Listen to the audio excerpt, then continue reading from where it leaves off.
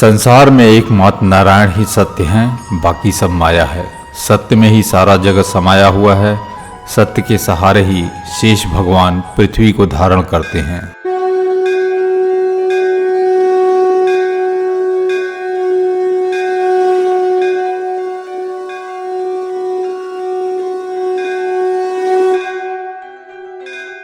सत्य को नारायण के रूप में पूजना ही सत्यनारायण की पूजा है।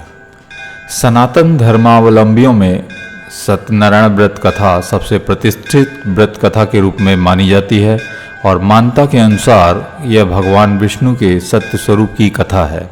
वैसे तो भगवान विष्णु की पूजा कई रूपों में की जाती है, लेकिन उनमें से उनका सत्यनारायण स्वरूप इस कथा में बताया गया है।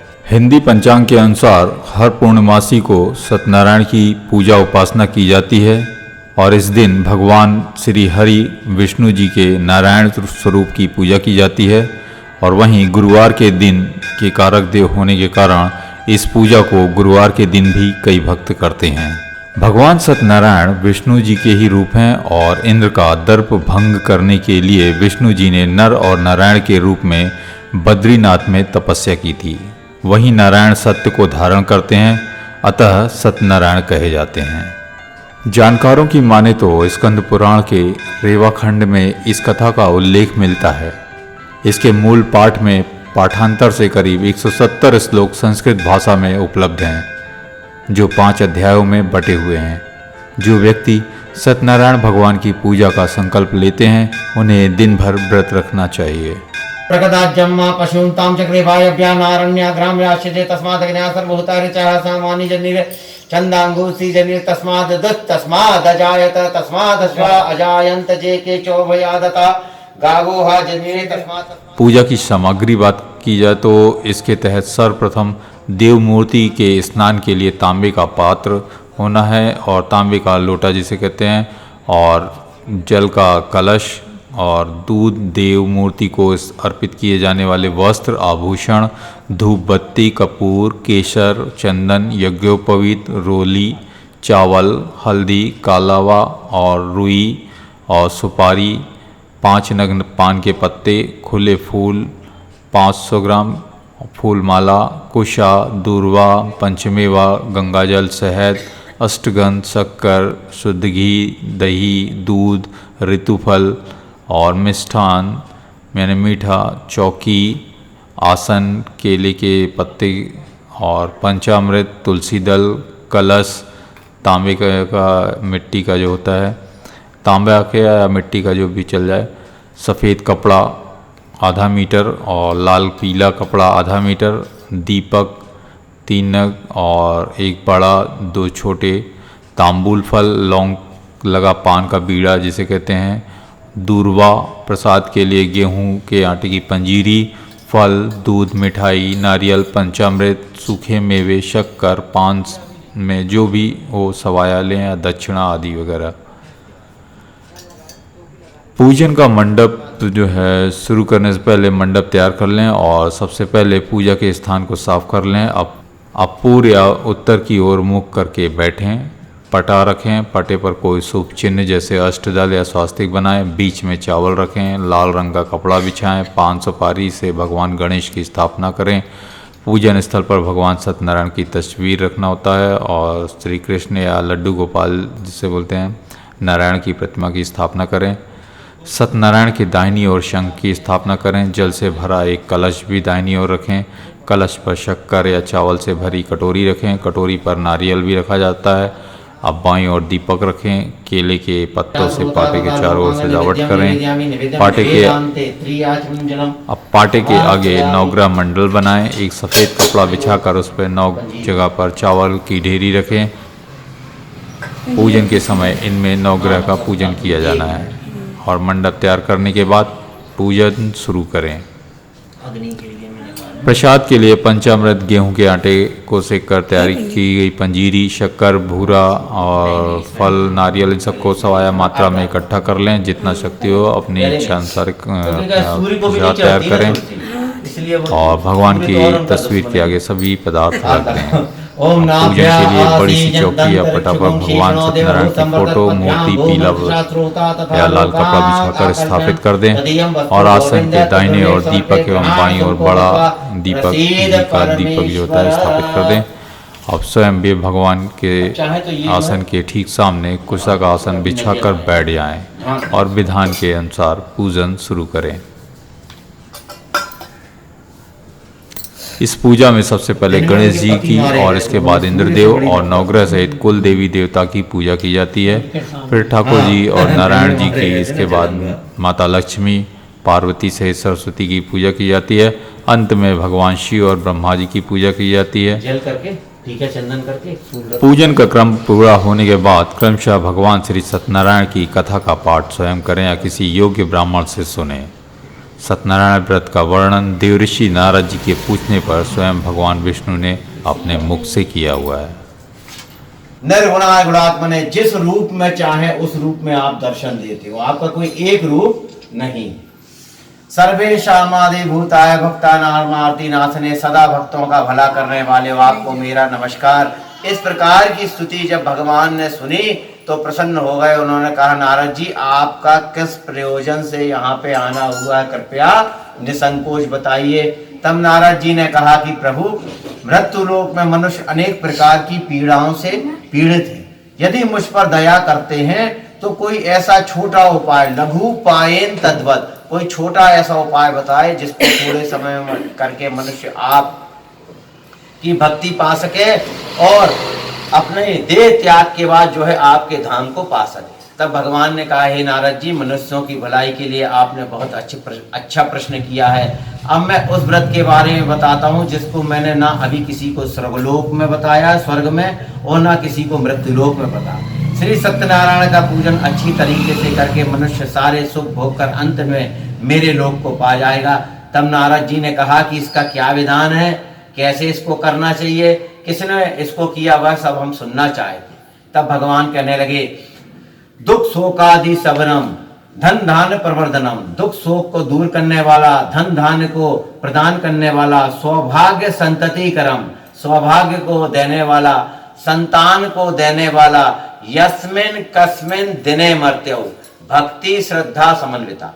यस्मिन कस्मिन, किसी भी समय भगवान के नाम का स्मरण किया जा सकता है श्रद्धा और भक्ति के साथ। 24 घंटे ईश्वर के हैं, इसके लिए कोई मुहूर्त नहीं निकालना पड़ता। 24 घंटे भगवान के हैं। जब आपका मन करे तब आप जो है भगवान का नाम स्मरण कर सकते हैं। और आगे उन्होंने कहा, रंभा फलम घृतम क्षीरम गोधु मत्स्यसा चूर्णकम, प्रसाद में रंभा फल यानी केले का फल, केले को रंभा फल या कदली फल कहते हैं, और गोधु मत्स्यसा चूर्णकम, गोधु यानी गेहूं के चूर्ण जो है पंजीरी, इसको लेके भगवान के सामने जो है निवेद कर दें। और यदि इसके अभाव में यह ना हुई हो तो गुड़ जो है, भगवान जो है भाव के भूखे होते हैं, गुड़ का भी जो है भोग लगाया जा सकता है।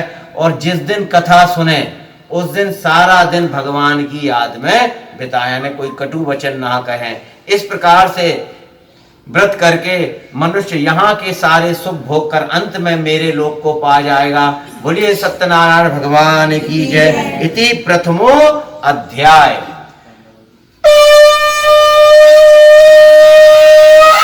बोलिए सत्यनारायण भगवान की जय। आप भारत है, आप घंटी बजा देना, मैं शंख बजाऊंगा तो आप घंटी बजा देना। नहीं, आपका तो 5वें में है कि पुराने समय में काशीपुर नगरी में एक गरीब ब्राह्मण रहता था। वह जो है भिक्षा के लिए इधर उधर घूमता था। ब्राह्मणों को प्रेम करने वाले श्री सत्यनारायण भगवान को उसका दुख देखा नहीं गया। उन्होंने एक वृद्ध ब्राह्मण का रूप धारण किया और उसके पास आके पूछा कि नित्य पृथ्वी पर इधर उधर क्यों घूमते। तब वह ब्राह्मण ने कहा कि मैं जो है बहुत गरीब ब्राह्मण हूँ और भिक्षा के लिए इधर उधर घूमता हूँ। यदि मेरी इस दरिद्रता को दूर करने का कोई उपाय आपके पास हो तो बताइए। तब जो है वृद्ध ब्राह्मण का रूप धारण करने वाले भगवान ने उसको पूरा विधान बताया और वहां से अंतर्ध्यान हो गए।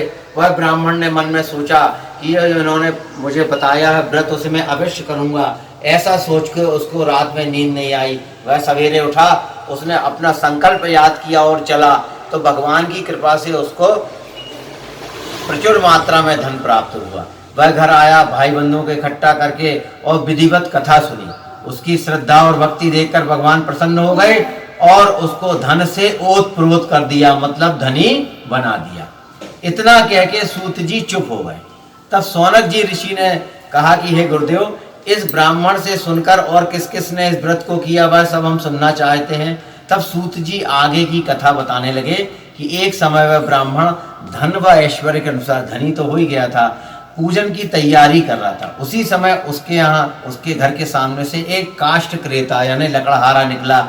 उसे बहुत जोरों से प्यास लगी थी, तो उसने लकड़ी का गट्ठा बाहर रखा और ब्राह्मण के घर में प्रवेश कर गया। उसने वहां देखा कि पूजन की तैयारी कर रहे हैं, तो हाथ जोड़कर कहने लगा कि ये आप किस देवता की पूजा कर रहे हैं। तब ब्राह्मण ने कहा कि जो तुम मेरे यहाँ ऐश्वर्य धन देख रहे हो, सब भगवान की कृपा से ही प्राप्त हुआ, उन्हीं भगवान का पूजन मैं कर रहा हूँ। अब लकड़हारे ने हाथ जोड़कर कहा कि मैं भी बहुत गरीब लकड़हारा हूँ और लकड़ी बेचकर अपने जीवन ज्ञापन करता हूँ। यदि मुझे भी इसका विधान बता दें तो सब पर कृपा करने वाले भगवान मुझ पर भी कृपा करेंगे, ऐसा मुझे परम विश्वास है। ब्राह्मण से पूरा लकड़हारे ने विधान सीखा और कथा सुन के प्रसाद पाके जब वह आगे चला तो उसने मन में संकल्प कर लिया कि आज लकड़ी बेचने से मुझे जो भी प्राप्त होगा धन, इससे मैं विधिवत भगवान का पूजन करूंगा। अब तो भगवान की कृपा हुई इसके ऊपर और उसको जो है लकड़ी का दुगना दाम मिला। खुशी खुशी वह घर आया, भाई बंधुओं को इकट्ठा करके पूजन की सामग्री सब इकट्ठी करके विधिवत बड़ी श्रद्धा और भक्ति के साथ उसने भगवान का पूजन किया। उसकी श्रद्धा भक्ति देखकर भगवान प्रसन्न हो गए और धन पुत्रान्वितो भवत, उसको धन भी दिया और पुत्र भी दिया और इस लोक के सारे सुख भोग कर अंत में लकड़हारा वैकुंठ लोक को प्राप्त हुआ। बोलिए सत्यनारायण भगवान की जय। इति द्वितीयो अध्याय।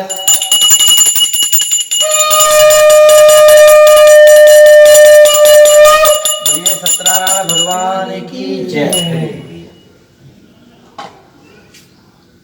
और फूल लिया, जाओ फूल लिया, देखो फूल लिया, फिर से और फूल लिया बेटा जाओ। जय। तृतीय अध्याय में श्री सूत जी उल्का मुख नाम के राजा की कथा सुनाते हैं। एक राजा था उल्का मुख, वह प्रतिदिन देवालयों में जाता था और गरीबों को धन देकर उनकी सहायता करता था। उसकी पत्नी इस पुण्य कार्य में उसका सहयोग करती थी। एक समय भद्रशिला नदी के तीर पे यानी तट पर जिस समय पूजन की तैयारी राजन कर रहे थे, उसी समय वहां से एक साधु नाम का वैश्य व्यापार के लिए निकला। राजा को देखा तो उसने अपनी नाव किनारे खड़ी करी और राजन के पास आके पूछा कि आप क्या कर रहे हैं। तब राजा ने कहा कि मैं पुत्र प्राप्ति के लिए श्री सत्यनारायण भगवान का पूजन कर रहा हूँ। इधर साधु के भी कोई संतान नहीं थी, तो उसने राजा से पूछा कि मुझे भी विधान बताइए, क्योंकि मुझे भी कोई संतान नहीं है। राजा ने पूरा से विधान बताया। साधु ने विधिवत कथा सुनी और प्रसाद लेके वह अपने व्यापार के लिए निकल गया। जब व्यापार से फुर्सत होकर अपने घर पहुंचा तो उसने ये संतान सुख देने वाली कथा के बारे में अपनी पत्नी से बताया और यह संकल्प किया कि जब मुझे संतान होगी तब मैं भगवान की कथा सुनूंगा। यहाँ भगवान की कृपा हो गई, उसकी पत्नी गर्भवती हो गई। 10वें महीने में सुंदर कन्या को जन्म दिया जिसका नाम उन्होंने कलावती रखा। अब लीलावती ने अपने पति को उसका संकल्प याद दिलाया कि आपने कहा था कि कथा सुनेंगे, अब आप सुनिए। तब साधु ने आगे टालते हुए बोला कि मेरी पुत्री जब विवाह योग्य हो जाएगी तब हम जो है कथा सुनेंगे। ऐसा कह के वह व्यापार के लिए निकल गया। धीरे धीरे समय आगे बढ़ने लगा। एक समय साधु ने जब अपनी पुत्री को देखा तो वह समझ गया कि मेरी पुत्री जो है बड़ी हो गई है और विवाह योग्य हो गई है। उसको उसके विवाह की जो है चिंता सताने लगी। उसने अपने दूतों से कहा कि कोई योग्य बड़िक पुत्र ढूंढ कर लाओ। दूत चारों दिशाओं में घूमने लगे। कांचन नगर में सुयोग बड़िक पुत्र मिला, लाके साधु को दिखाया। साधु ने देखभाल करके अच्छी तरीके से और खुशी खुशी अपनी पुत्री का विवाह उस बड़िक पुत्र से कर दिया। किंतु विवाह के समय साधु फिर कथा सुनना भूल गया। अब भगवान जो है कोप में आ गए, गुस्से में आ गए। उन्होंने साधु को श्राप दिया कि तुझे दार और दुख प्राप्त होगा। यहाँ साधु ने जो विवाह संपन्न करा के और अपने दामाद को लिया और राजा चंद्रकेतु के नगर में दोनों ससुर जमाई व्यापार करने लगे। यहाँ समय धीरे धीरे आगे बढ़ने लगा। एक समय भगवान की ही माया हुई। चोर ने राजा का धन चुराया और भागने लगे। पीछे से उन्होंने देखा कि पहरेदार आ रहे हैं तो घबरा के वहीं धन रख दिया जहां ये दोनों ससुर जमाई ठहरे हुए थे और भाग गए। जब पहरेदारों ने पीछे से आके देखा कि धन ये रखा हुआ है और ये ठहरे हुए हैं, तो जो है उन्हीं को पकड़ के राजा के सामने प्रस्तुत कर दिया कि हे राजन, ये 2 चोर पकड़ के लाए, आपका धन इन्हीं के पास मिला। राजा को बड़ा गुस्सा आया, उन्होंने अपना धन तो लिया जो उन्होंने व्यापार से कमाया था वह भी सब छुड़ा लिया और उनको कठिन कारावास में डाल दिया, मतलब जेल में डाल दिया। इनके घर पे भी चोरी हो गई। माँ बेटी आर्थिक परेशानियों से घिर गई और बहुत परेशान रहने लगी, क्योंकि चोर जो है सारा माल लूट कर ले गए चोरी करके। एक समय कलावती एक ब्राह्मण के घर गई, वहां कथा हो रही थी तो वह रुक गई। उसने कथा सुन के जब वह आई तो कुछ अंधियारा घर आया था। माँ चिंतित थी कि रात हो रही है, बेटी कहाँ रही। तब कलावती ने बताया कि मैं एक ब्राह्मण के घर गई थी, वहां कथा हो रही थी इसलिए रुक गई। तब लीलावती को अपने पति का संकल्प याद आया। वह समझ गई कि जो हमारे यहाँ विपत्ति आई है सब भगवान की ही माया है। दूसरे दिन भगवान की ही कृपा से उसने सारी सामग्री इकट्ठी की और विधिवत भगवान की कथा सुनी और बार बार क्षमा याचना मांगी कि जो मुझसे गलती हो गई है, मेरे पति से जो गलती हो गई हो उसे क्षमा करें। मेरे पति की और दामाद की महीनों से कोई खबर नहीं है, वे साकुशल लौट आए। उसकी बार बार क्षमा याचना से भगवान प्रसन्न हो गए। उन्होंने राजा चंद्रकेतु को स्वप्न दिया कि हे राजन, प्रातः होते ही दोनों जो तुमने वैश्यों को बंदी बनाया है उनको छोड़ देना। दूसरे दिन राजा चंद्रकेतु ने भरी सभा में यह अपना स्वप्न सुनाया, दोनों को मुक्त किया, नए नए आभूषण दिए, जितना धन उनसे लिया था वह सब दुगना करके उन्हें वापस किया। दोनों ससुर जमाई खुशी खुशी अपनी घर की ओर लौट गए। बोलिए सत्यनारायण भगवान की जय। इति तृतीयो अध्याय।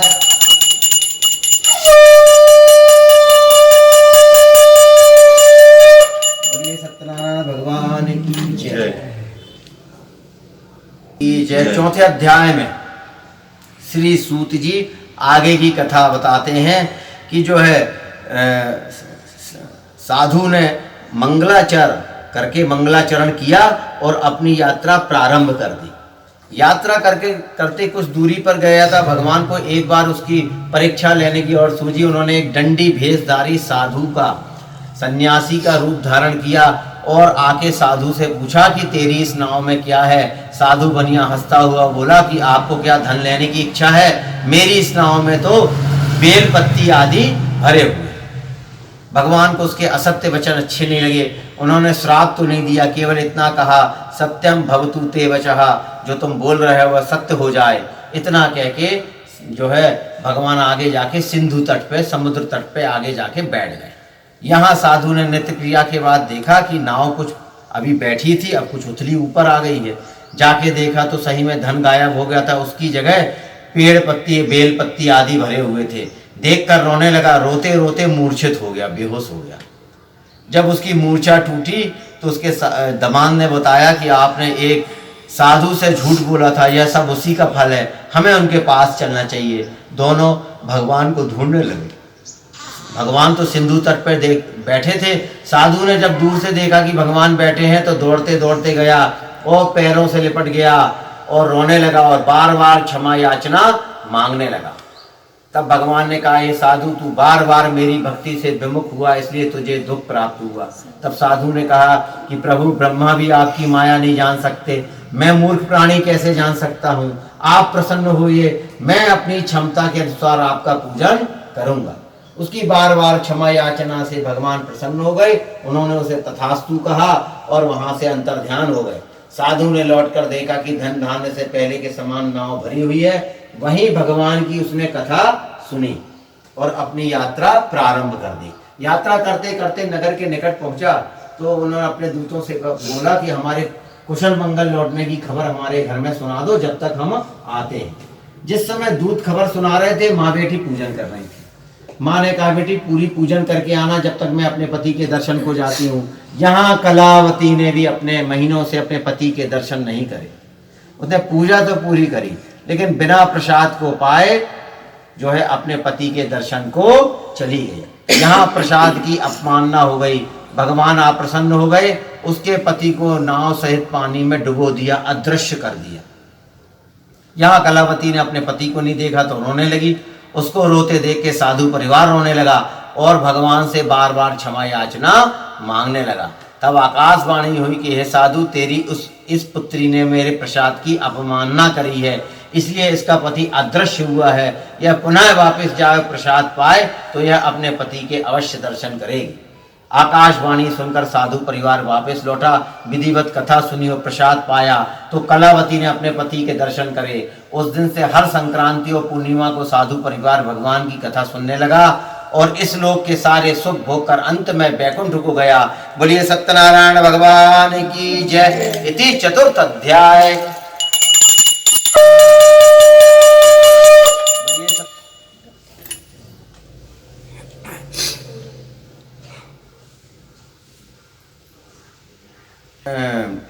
त्वंगध्वज नाम के राजा की कथा सुनाते हैं। एक समय राजा त्वंगध्वज था, वह प्रजा का भला पालन बड़े अच्छे से करता था। एक समय वह वन में गया और विभिन्न पशुओं का वध करके एक बटमूल वृक्ष के जब नीचे आया तो उसने देखा कि कुछ गोप ग्वाल पूजन कर रहे हैं, लेकिन राजन अभिमान बस ना वहां गया और ना उसने भगवान को प्रणाम किया। जिस समय गोप ग्वाल ने पूरी पूजा के बाद उसको प्रसाद दिया तो वह उसको भी त्याग के अपनी नगरी की ओर चला गया। उसने वहां देखा कि मेरा सब कुछ नष्ट भ्रष्ट हो गया है, तो वह समझ गया कि सब भगवान की ही माया है। पुनः वापस लौटा, विधिवत कथा सुनी और प्रसाद पाया तो जैसा उसका राज्य था वैसे ही हो गया। सूत जी कहते हैं, जो इस परम दुर्लभ सत्यनारायण भगवान की कथा को भक्ति युक्त होकर सुनता है, जो भय में रहता है वह भयहीन हो जाता है, उसका भय दूर हो जाता है। जो दरिद्र होता है वह धनी हो जाता है, जो संतानहीन होता है वह संतान से ओतप्रोत हो जाता है। इसमें कोई संशय नहीं है, यह बात सत्य है। जिन्होंने पहले समय में इस कथा को किया, इस कथा को सुना, वह जो है उनके दूसरे जन्म की कथा जो है सूत जी सुनाते हैं कि जो सतानंद नाम का ब्राह्मण था, दूसरे जन्म में सुदामा नामक ब्राह्मण हुआ। भगवान श्री कृष्ण के बाल सखा, उन्होंने भगवान का ध्यान करके मोक्ष प्राप्त किया। इसी प्रकार से जो लकड़हारा था वह त्रेता युग में केवट राज हुआ और भगवान श्री राम की सेवा करके उसने मोक्ष प्राप्त किया। राजा उल्का मुख जो थे वह स्वयं दशरथ हुए त्रेता युग में और श्री रंगनाथ जी की पूजन करके उन्होंने मोक्ष प्राप्त किया। जो साधु नाम का वैश्य था, दूसरे जन्म में राजा मोरध्वज हुए और उन्होंने अपने पुत्र की आधी देह चीर के भगवान विष्णु को समर्पित की थी, उन्होंने भी मोक्ष प्राप्त किया। राजा त्वंगध्वज जो है स्वयं मनु हुए। हर संवत्सर में एक मनु होता है, जैसे अभी वैवस्वत मनवंतर चल रहा है, इसमें 14वां मनु चल रहा है। तो मनु हुए, उन्होंने भगवत संबंधी समस्त कार्यों का अनुष्ठान करके भगवत धाम को प्राप्त किया। और जितने जे गोप ग्वाल थे ये सब जो है द्वापर हुए, भगवान श्री कृष्ण के बाल सखा हुए और उन्होंने भी भगवान के धाम को प्राप्त किया। बोलिए सत्यनारायण भगवान की जय। आप लोग भी धीरे धीरे समर्पित कर दें। पंडित के अनुसार इस व्रत को करने से व्रती के जीवन के से दुख शोक का नाश होने के साथ ही जीवन में सुख शांति और समृद्धि का आगमन होता है, पुत्र की प्राप्ति होती है और सर्वत्र विजय हासिल करने का वरदान मिलता है। इस कथा के दो प्रमुख विषय हैं, जिनमें एक है संकल्प को भूलना और दूसरा है प्रसाद का अपमान। व्रत कथा के अलग अलग अध्यायों में छोटी छोटी कहानियों के माध्यम से बताया गया है कि सत्य का पालन न करने पर किस तरह की परेशानियां आती हैं। इसलिए जीवन में सत्य व्रत का पालन पूरी निष्ठा और सदृढ़ता के साथ करना चाहिए। ऐसा न करने पर भगवान न केवल नाराज होते हैं, अपितु दंड स्वरूप संपत्ति और बंधु बांधवों के सुख से वंचित भी कर देते हैं। इस अर्थ में यह कथा लोक में सच्चाई की प्रतिष्ठा का लोकप्रिय और सर्वमान्य धार्मिक साहित्य है। अक्सर पूर्णिमासी को इस कथा का परिवार में वाचन किया जाता है और अन्य पर्वों पर भी इस कथा को विधि विधान से करने का निर्देश दिया गया है। भगवान सत्यनारायण कथा के नियम की बात करें तो पूजा के संबंध में संकल्प लेने के बाद संकल्प अवश्य पूरा करना चाहिए। पूजा के पश्चात प्रसाद तुरंत ग्रहण करना चाहिए और इसके सामान्य नियम जो हैं वो है ब्रह्मचर्य का पालन करना चाहिए और इस दिन किसी भी तरह से पानी की बर्बादी न करें। स्त्रियों को अपने बाल नहीं धोने चाहिए, पुरुषों को अपनी दाढ़ी नहीं बनानी चाहिए और साथ ही कपड़े नहीं धोने चाहिए, ना ही कहीं और धुलने के लिए डालना चाहिए। घर को धोना यानी पोछा भी नहीं लगाना चाहिए और नाखून नहीं काटने चाहिए। ये इसके सामान्य नियम हैं।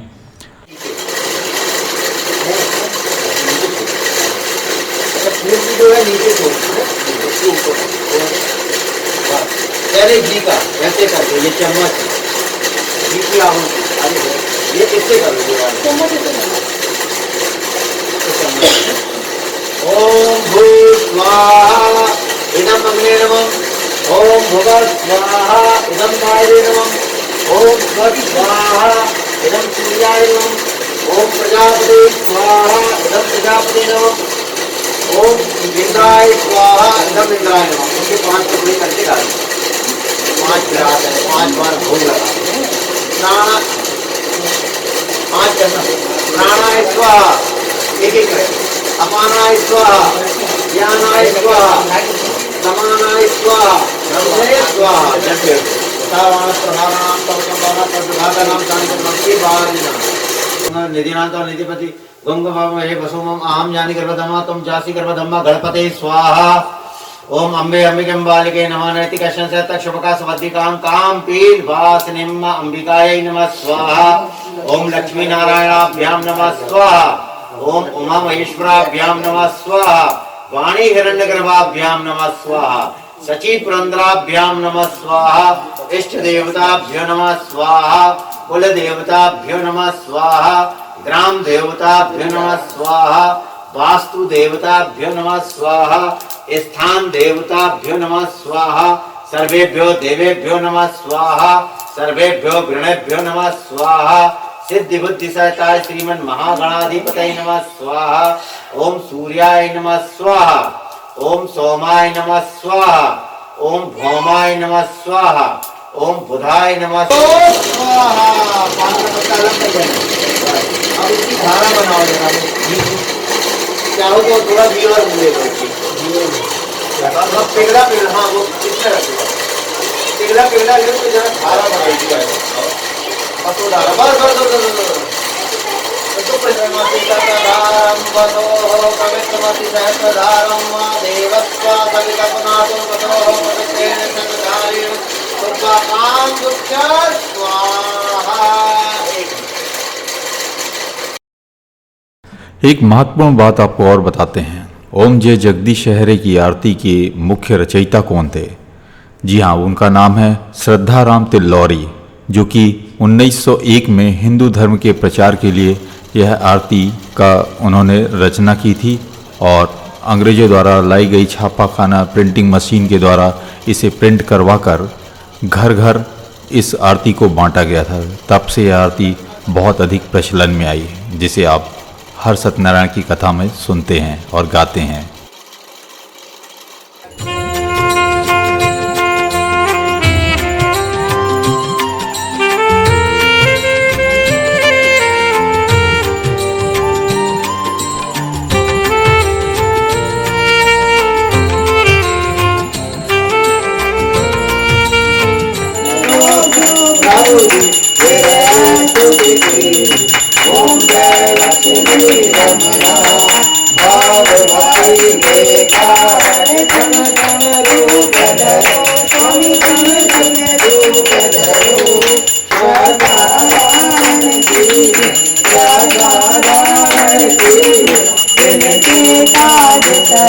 ओम जय लक्ष्मी रमणा गोल बाल संगराज मन में भक्ति करी स्वामी मन में भक्ति करी मन वांछित फल देवो मन वांछित फल देवो दीन दयाल हरि ओम जय लक्ष्मी रमणा चरत प्रसाद सहाय कदली फल मेरा स्वामी कदली फल मेरा धूप दीप तुलसी से धूप दीप तुलसी से राजी समेता ओम जय जगदीश सत्यनारायण स्वामी की आरती जो कोई मर गाए स्वामी जो कोई गावे अनंत शिवानंद स्वामी हर स्वामी वांछित फल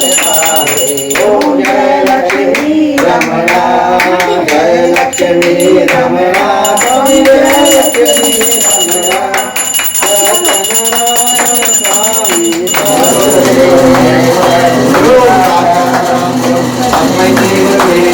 स्वामी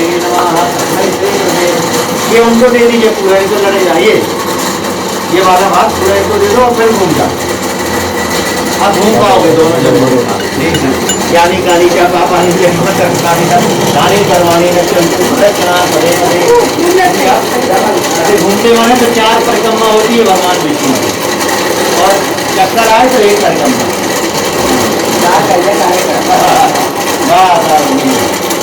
किसी को चक्कर आते तो किसी को भी परिक्रमा बहुत हाथ शरीर जल उतार दीजिए, शरीर देवादि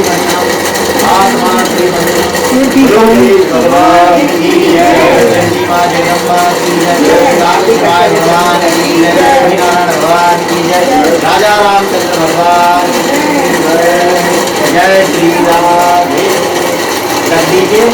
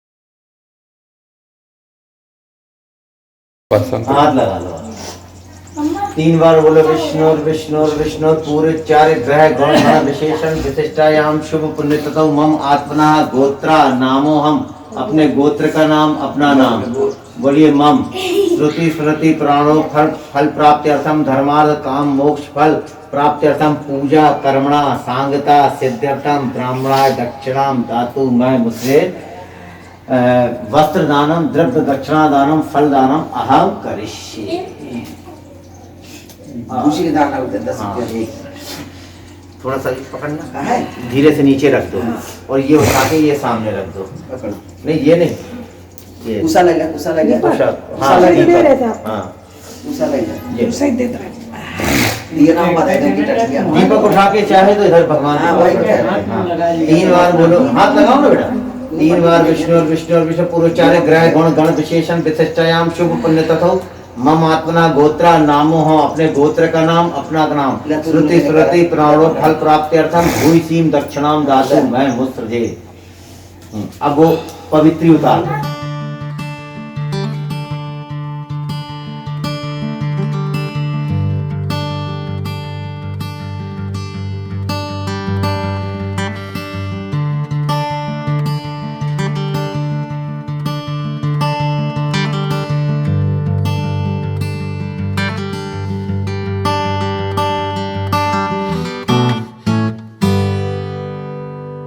आरती के बाद मंत्र पुष्पांजलि अर्पित करें और अंत में शांति पाठ या क्षमा याचना का भाव करते हुए श्री सत्यनारायण भगवान की विदाई करें।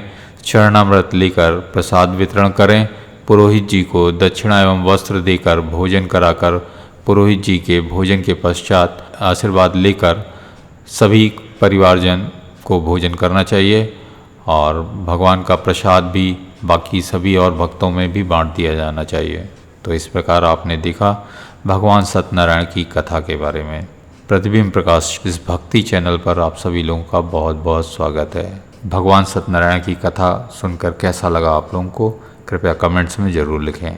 धन्यवाद। अपना गोत्रा नामो, अपना नाम गोत्र का नाम बोले अहम। श्रुति स्मृति प्राणो फल प्राप्त्यर्थम धर्मार्थ काम मोक्ष फल प्राप्त्यर्थम भूयसीम दक्षिणाम दातु श्री वर्चस्व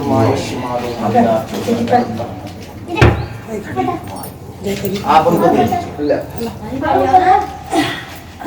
दीर्घमायु ये आपका है। ठीक है।